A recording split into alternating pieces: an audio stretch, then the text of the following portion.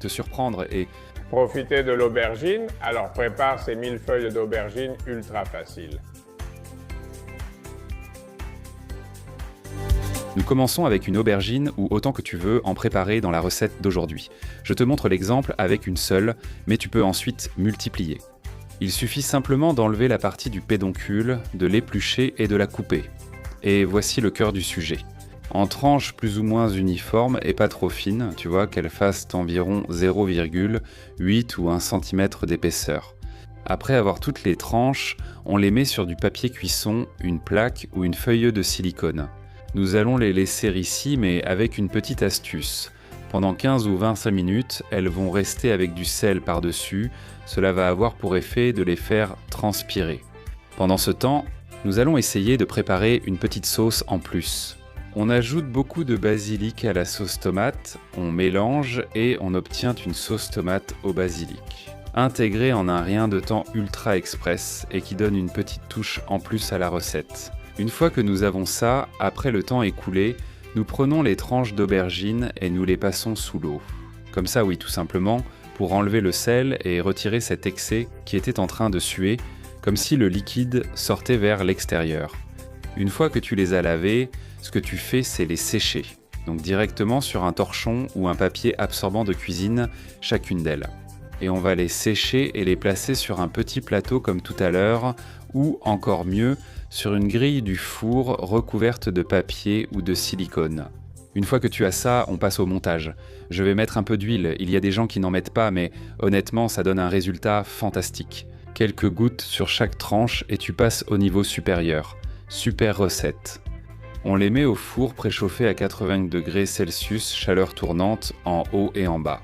On le place en position mi-basse pendant une journée, environ 15 minutes, ou jusqu'à ce que tu vois qu'elles commencent à dorer. À ce moment-là, on sort du four et on couvre d'une fine couche de la petite sauce tomate qu'on vient de mélanger.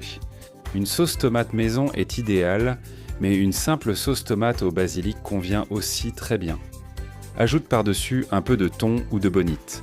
Tu peux aussi utiliser du maquereau, mais bien émietté et sec. Égoutte l'huile ou enlève le liquide selon la préparation.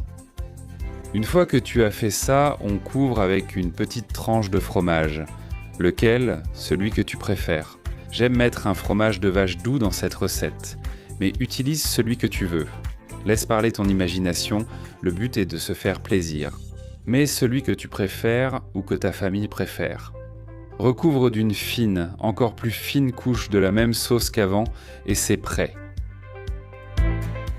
Après cela, on remet au four, donc on l'ouvre à nouveau et on va le cuire encore 15 ou 20 minutes. Jusqu'à ce que tu vois qu'à un doigt que le fromage commence à fondre. Selon le type de fromage, tu le laisseras un peu plus ou un peu moins longtemps. Il suffit de désembuer, tu verras, ça a déjà fière allure.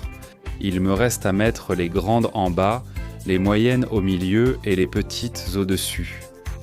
Regarde, regarde, regarde, regarde, regarde, quelle allure de fou avec le fromage bien gratiné par-dessus. La tomate apporte une touche fantastique. Et surtout, l'aubergine, tu vois bien qu'à peine coupée, elle est juste à point. Délicieux, vraiment délicieux.